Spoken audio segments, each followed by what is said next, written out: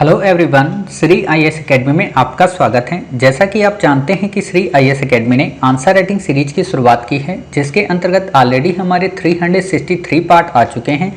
ये हमारा पार्ट 364 है। अपने इस पार्ट में हम देखेंगे कि आपके द्वारा हमारे टेलीग्राम चैनल पर किस प्रकार का प्रश्न लिखकर भेजा गया, उसे आपने किस तरीके से लिखा और वास्तव में आपको उसमें किन किन बिंदुओं को ऐड करने की आवश्यकता है। तो चलिए शुरू करते हैं। जैसा कि आप देख रहे हैं, ये प्रश्न आपके द्वारा हमारे टेलीग्राम चैनल पर लिखकर भेजा गया है। तो सबसे पहले हम आपके इस प्रश्न को पढ़ेंगे, आपके उत्तर को देखेंगे और देखेंगे कि इसमें किन किन बिंदुओं को ऐड करने की आवश्यकता है। तो जैसा कि आपका प्रश्न है, किसी भी प्रकार के आक्रमण से अपनी जनता की रक्षा करना प्रत्येक राज सत्ता का सर्वप्रथम उद्देश्य होता है।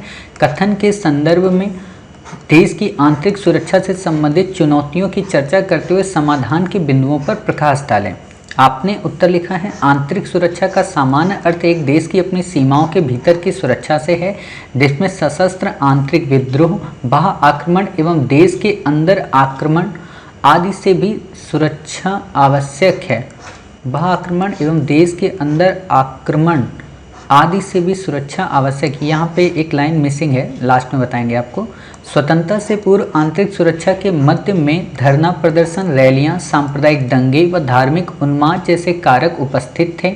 वहीं वर्तमान समय में विज्ञान एवं उभरती तकनीकों ने आंतरिक सुरक्षा को और डबल मात्रा और अधिक संवेदनशील बना दिया है। इसलिए मानवाधिकार सुरक्षित रखने हेतु सुदृढ़ आंतरिक सुरक्षा का होना अति आवश्यक है। देश की आंतरिक सुरक्षा नीति ऐसे नहीं, नीति में ऐसे एक छोटी की मात्रा, एक बड़ी की मात्रा। नीति के 3 लक्ष्य हैं। देश की संप्रभुता की रक्षा करना, क्षेत्रीय एकता एवं अखंडता, ये डा आएगा, डा नहीं, बिंदी नीचे नहीं आएगी। देश में आंतरिक शांति बनाए रखना। फिर आपने यहाँ पे लिखा है, देश में आंतरिक शांति बनाए रखना। भारत स्वतंत्रता के बाद भी आंतरिक सुरक्षा के मोर्चे पर कई प्रकार की चुनौतियों से जूझ रहा है।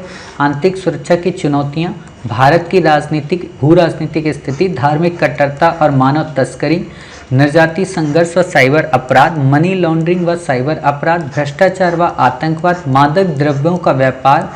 फिर आपने लिखा है, भारत जैसे देशों में अवैध घुसपैठ व शरणार्थियों की समस्या ने भी बाह्य राज्यों का प्रत्यक्ष योगदान है, जो देश की आंतरिक सुरक्षा को अनेक रूपों में चुनौतीपूर्ण आप ऐसे लिखिएगा, हालांकि आपने लिखा होगा सही ही, चुनौतीपूर्ण, ठीक है, चुनौतीपूर्ण बना रहे हैं। भारत में कई अतिवादी संगठन अलगाववादी भावनाओं को प्रेरित करते हैं और उनका संचालन अन्य बाह्य देशों द्वारा किया जाता है, जिसका भारत की आंतरिक व बाह्य सुरक्षा पर प्रतिकूल प्रभाव पड़ता है। फिर आपने यहाँ पे बताया है कि इन चुनौतियों से निपटने हेतु कई प्रभावी उपाय करने की आवश्यकता है। राष्ट्रीय स्तर से लेकर स्थानीय स्तर तक खुफिया तंत्र में तत्काल सुधार करना चाहिए। पाकिस्तान खुफिया एजेंसी ISI से उत्पन्न सुरक्षा खतरों के खिलाफ एक प्रभावी जवाबी रणनीति तैयार करनी चाहिए। पुलिस बल के आधुनिकीकरण पर तत्काल ध्यान देना चाहिए। नक्सलवाद और आतंकवाद से निपटने तो समाधान पहल एक सराहनीय कदम है। साइबर सुरक्षा के लिए IIT अधिनियम में संशोधन कर सजा के सख्त प्रावधान किए जाने चाहिए। निश्चित ही सरकार ने इस दिशा में आंशिक प्रयास जरूर किए हैं, जैसे राष्ट्रीय सुरक्षा एजेंसी की स्थापना, रक्षा नियोजन समिति की स्थापना आदि। आवश्यकता है ऐसी नीति और ऐसी संरचना की जो इन सभी को साथ लेकर चले, जिससे भारत का सुकून के साथ सुदूर विकास हो। यहाँ पे थोड़ा सा और अच्छा कर दीजिए, वो क्या, जब आपने लबासना की एक पिक्चर देखी होगी, 21 अप्रैल 2018 को लॉन्च हुई थी न्यू इंडिया को लेकर, उसमें बहुत अच्छी लाइनें हैं, हम आपके साथ शेयर करेंगे जब ऐसे राइटिंग आपको कराएंगे। तो उसमें एक लाइन आती है, यही, सुदूर पूर्व से लेकर सुदूर पश्चिम तक, सुदूर उत्तर से लेकर सुदूर दक्षिण तक आज मेरा देश बदल रहा है। ठीक है, तो जब भी आप सुदूर की बात किया करें ना, तो आप वहाँ पे वर्ड यही यूज किया करें, सुदूर पूर्व से लेकर सुदूर पश्चिम, सुदूर उत्तर से लेकर सुदूर दक्षिण। ठीक है, ऐसे सुदूर समझ में नहीं आता कि वास्तव में हमारा सुदूर है कहाँ तक। क्लियर, इतनी बातें आप समझ गए। एक और बात ये कि आपने जो उत्तर लिखा ना, पॉइंट इसमें आपके सारे अच्छे हैं, बस ये है कि आप थोड़ा क्रम में भटक गई हैं। क्रम में भटक कैसे गई हैं, हालांकि ये गलतियां जल्दी कोई ध्यान नहीं देता है, बट मैं इसलिए आपको ध्यान दिलाता हूँ क्योंकि मैं चाहता हूँ कि आप परफेक्ट बने आंसर राइटिंग में, ठीक है। तो इसीलिए हम आपको परफेक्ट बनाने के लिए कुछ नई चीज़ें ऐड कर देते हैं, ताकि आपका उत्तर जब कभी इन फ्यूचर किसी के सामने जाए तो उसको लगे कि इस प्रश्न में अब एक कोई भी कमी नहीं निकाली जा सकती, ठीक है। तो हम एक एक करके आपकी एक एक पैरा को देखेंगे और बताएंगे कि किन किन चीज़ों को आप सही कर सकती थी। जैसे आपने यहाँ पे ये वर्ड लिखा है, ठीक है, आंतरिक सुरक्षा की चुनौतियाँ, ठीक है, अच्छी बात है। यहाँ पे आपने एक ये वर्ड लिखा मानव तस्करी, धार्मिक कट्टरता और मानव तस्करी, इनका आपस में कोई संबंध नहीं है, तो इसलिए कभी इन दोनों को एक साथ मत लेना। कई बार होता है कि हम लोग जल्दबाजी में दो चीज़ों को एक साथ ले लेते हैं। जैसे मैंने एक बार इंटरव्यू में कई सारे अभ्यर्थियों को देखा, वो लोग क्या करते हैं, उनसे जब पूछा जाता है इंटरव्यू पैनल में कि अच्छा आप हमें ये बताइए कि आप किनको अपना आइडियल मानते हैं, तो व्यक्ति क्या कहते हैं, साहब महात्मा गांधी और भगत सिंह को। अब बताइए, महात्मा गांधी का नज़रिया अहिंसात्मक, भगत सिंह का नज़रिया हिंसात्मक, तो आपके कैरेक्टर में दोनों के गुण कैसे आ गए? इसीलिए इन चीज़ों पे सावधानियां हमें रखनी पड़ती हैं, ठीक है। तो वही चीज़ यहाँ पे कि धार्मिक कट्टरता और मानव तस्करी एक दूसरे के साथ नहीं आ सकते, यानी कि ये दोनों मतलब विपरीत धारा हैं, तो इनको यहाँ पर मत यूज करिए। इसको आप कहाँ यूज कर सकती, मानव तस्करी को मनी लॉन्ड्रिंग के साथ, क्योंकि मनी लॉन्ड्रिंग में भी क्या होता है, एक देश से दूसरे देश में प्रवाह होता है, उसी तरीके से मानव का क्या होता है, एक देश से दूसरे देश में प्रवाह।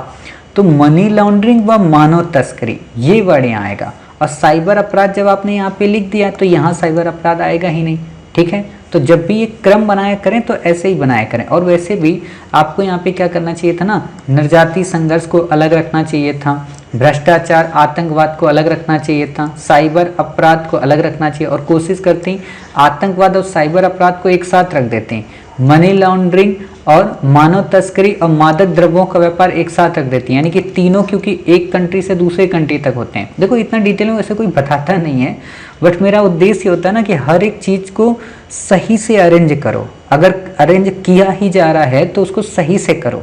जैसे सिंपल सी बात है, चाय पीने के बाद कौन मीठा खाता है, कोई है ना, या चाय के साथ कौन मिठाई खाता है, कोई नहीं खाता होगा। या खाना खाने के पहले कौन मीठा खाएगा, खाना खाने के बाद कौन मीठा खाएगा। लोग यही तो करते हैं ना, खाना खाने के बाद खीर खाते हैं, खाना खाने के पहले थोड़ा ना खीर खाते हैं, और अगर खा भी लेते हैं तो वो मज़ा नहीं आता है, ठीक है। तो यही काम आपको करना है। दूसरी बात ये है कि आपने चुनौतियां यहाँ बता दी, तो चुनौतियों के बाद आपको क्या बताना है, समाधान बताना है। और समाधान जब आप बताएं तो सबसे पहले ये बताएं सरकार ने क्या उपाय किए हैं, फिर आप बताएं कि और क्या उपाय किए जाने चाहिए, और फिर बताएं निष्कर्ष। होता यही है, आपको ये क्रम हमेशा नोट कर लेना है। जब भी आप कोई भी टॉपिक लिखें और वहाँ पे आपसे सुझाव मांगे, ठीक है, और उसमें समाधान मांगे और उसमें आपसे कहे कि उपाय बताइए, तो आप क्या करेंगी, कभी भी किसी भी प्रश्न को देखेंगी, पहले उस प्रश्न को एक्सप्लेन करेंगी, ठीक है, उसके कारण को बताएंगी, उसकी चुनौतियों को बताएंगी, सरकार ने क्या उपाय किए, हमें और क्या करने चाहिए, और फिर निष्कर्ष। ये इसका एक पैटर्न होता है, और इसी पैटर्न के अनुरूप ही आपको अपनी बातें लिखनी होती हैं। क्लियर, इतनी बातें आप समझ गई। अब जैसे इंडिया का मैप आया, ये काफ़ी अच्छा आपने मैप बना दिया है, मतलब देखिए यहाँ पे ये दिमाग नहीं लगाना चाहिए कि मैप कैसा बना है कैसा नहीं बना, इंपॉर्टेंट ये होता है मैप बना है बस। और यहाँ पे जब आपने मैप बनाया है तो आंतरिक सुरक्षा के कई रीजन्स को आप बता देते, नक्सलवाद के जो क्षेत्र थे, नॉर्थ ईस्ट के कुछ राज्य थे, पंजाब का, अभी आज ही मैं देख रहा था कि ब्लू स्टार को लेकर खालिस्तानी डिमांड फिर से शुरू हो गई है ना। तो आज ब्लू स्टार का दिवस था, कल शायद 6 जून को, तो उसमें भी तो आप ऐसी चीज़ें बता सकते हैं। ये कहीं ना कहीं हमारे देश की इंटरनल सिक्योरिटी के लिए एक खतरा है, ठीक है। आप इसको जब बता देंगे तो आपका उत्तर काफ़ी बेहतरीन हो जाएगा। मैं ऐसा क्यों कह रहा हूँ, आप खुद ही देखो, आपने आज चुनौतियाँ जब बताई थी, आपने ये एक पॉइंट बता दिया, ये पॉइंट बता दिया, ये पॉइंट बता दिया, ये 3 तो क्या करने चाहिए, किए जाने चाहिए, ठीक है।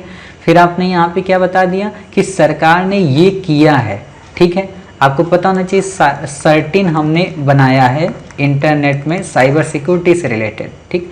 तो इन 2 पॉइंट को हम पहले बता देते, आप यहाँ पे चीफ डिफेंस ऑफिसर को बता देते हैं, और जब ये बता देती तब यहाँ पर अगर आप ये बताती कि अभी साइबर सुरक्षा में IT अधिनियम पर ध्यान देने की आवश्यकता है, बुडापेस्ट कन्वेंशन को लेकर सरकार को सजग होना चाहिए, है ना, उसके प्रॉस और कॉन्स को देखकर ही उस पर डिसीजन लेना चाहिए ताकि हम विश्व स्तर पर भी अपनी साइबर सुरक्षा को मजबूती प्रदान कर सकें।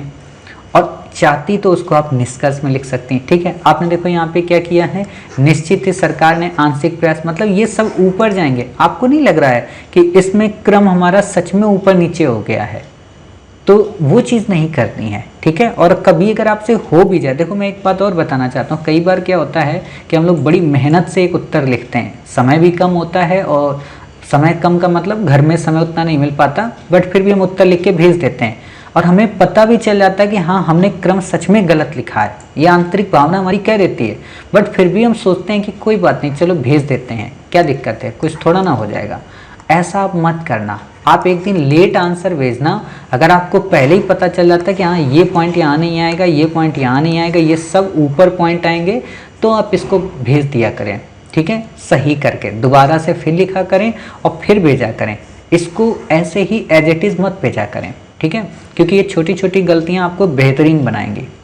उम्मीद है आप समझ गए होंगे, क्योंकि आप अच्छा लिखती हैं और आपको देखकर कई सारे बच्चे सीखते भी हैं, तो इसलिए हम चाहते हैं कि आप और बेहतर लिखें। ठीक है, ये चीज़ें आपने कर लिया। अब यहाँ पे एक बात और आई जो मैंने आपको बताया था कि मैं आपको बताऊँगा। हाँ, इस चीज़ को लेकर मैंने आपसे कहा कि आपने जो पहला पैरा लिखा है ना, इसमें भाषा थोड़ी सी वो हो गई है, प्रवाहित नहीं हो पाई, वहाँ पे ब्रेक हो गया। ब्रेक का मतलब, जैसे आपने बताया आंतरिक सुरक्षा को लेकर कि आंतरिक सुरक्षा का सामान्य अर्थ एक देश की अपनी सीमाओं के भीतर की सुरक्षा से है, जिसमें सशस्त्र आंतरिक विद्रोह, बाह्य आक्रमण एवं देश के अंदर आक्रमण आदि से भी सुरक्षा आवश्यक है। ये लाइन गड़बड़ हो गई, इसको आप कैसे सही कर सकती हैं? आप ऐसे लिख सकती हैं कि आंतरिक सुरक्षा से सामान्य अर्थ होता है कि देश की अपनी सीमाओं के भीतर की सुरक्षा, जिसके अंतर्गत न केवल सशस्त्र आंतरिक विद्रोह शामिल होता है बल्कि साइबर अपराध जैसी घटनाओं को भी शामिल किया जाता है। स्वतंत्रता से, अब फिर आप बताइए, हालांकि देश में स्वतंत्रता के बाद से ही अब यहाँ पे ये देखो, ये वर्ड ये बड़ा अजीबोगरीब है। स्वतंत्रता से पूर्व का हमसे तो पूछा ही नहीं है। स्वतंत्रता के पूर्व, देखो एक बात बताएं, स्वतंत्रता से पूर्व जितने भी आंतरिक विद्रोह हो रहे थे ना, वो तो देश के लिए ही थे, कल्याणकारी थे। स्वतंत्रता के बाद को आपको यहाँ पे वर्ड यूज करना है ना। हो सकता है मैंने भी स्वतंत्रता से बाद किया है, अगर पूर्व कर लिया हो, मैंने किया हो तो उसके लिए क्षमा चाहते हैं, बट मैंने बाद ही किया होगा, स्वतंत्रता के बाद। ठीक है, तो स्वतंत्रता के बाद आंतरिक सुरक्षा, ऐसे आप बताएंगे कि देश की आज़ादी के बाद से ही वास्तव में आंतरिक सुरक्षा को लेकर कई धरना प्रदर्शन, रैलियां, सांप्रदायिक दंगे व धार्मिक उन्माद जैसे कारक उपस्थित थे। वहीं वर्तमान स्थिति में वर्तमान समय में अगर हम देखें तो आज ये जो आंतरिक सुरक्षा है, विज्ञान एवं प्रौद्योगिकी की उभरती हुई नई तकनीकों के कारण भी एक प्रमुख मुद्दा बनी हुई है, या प्रमुख एक ज्वलंत मुद्दा बनी हुई है। ऐसे आप इसको दर्शाएंगे तो इससे आपका उत्तर काफ़ी बेहतरीन हो जाता है। ठीक है, और आपने जो यहाँ पे बातें ये बताई हैं कि प्रत्येक राजसत्ता का सर्वप्रथम उद्देश्य होता है, तो आप चाहती तो इसी से एक्सप्लेन कर सकते थे। और हमेशा एक बात याद रखना कि जब ऐसा स्टेटमेंट आपको दे देना तो पहले इसे ही एक्सप्लेन कर दिया करें। आप बता दें कि किसी भी कल्याणकारी राज्य के लिए या किसी भी डेमोक्रेटिक राज्य के लिए अपनी जनता के प्रति न केवल उत्तरदायित्व को सुनिश्चित किया जाता है, बल्कि अपनी जनता की हर हाल में सुरक्षा की जाती है, जो वास्तव में किसी भी राज सत्ता का प्रमुख व प्राथमिक कर्तव्य होता है। इससे न केवल देश की एकता व अखंडता को अक्षुण्ण रखा जाता है, बल्कि उन संवैधानिक मूल्यों को भी तटस्थ रखा जाता है जो वास्तव में जनता के द्वारा किसी सरकार को प्रदान किए जाते हैं।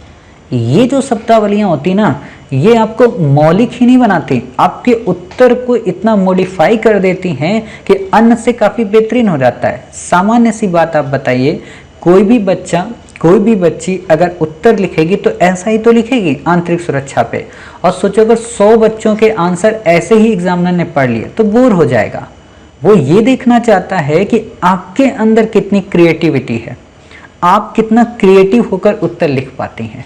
ठीक है, उम्मीद है आप समझ गए होंगी कि इसमें हमें किन किन बिंदुओं को ऐड करना है और कैसे अपने उत्तर को बेस्ट बनाना है। बाकी आपका उत्तर अन्य संस्थानों की नज़र में बहुत अच्छा है, बट हमारी नज़र में आप जानती हैं कि हम अच्छे से और अच्छा बनाना चाहते हैं। ठीक है, उम्मीद है आप समझ गए होंगी। मिलते हैं फिर आप ही के द्वारा भेजे गए एक नए आंसर के साथ। तब तक अपना ख्याल रखिए और स्वस्थ रहिए।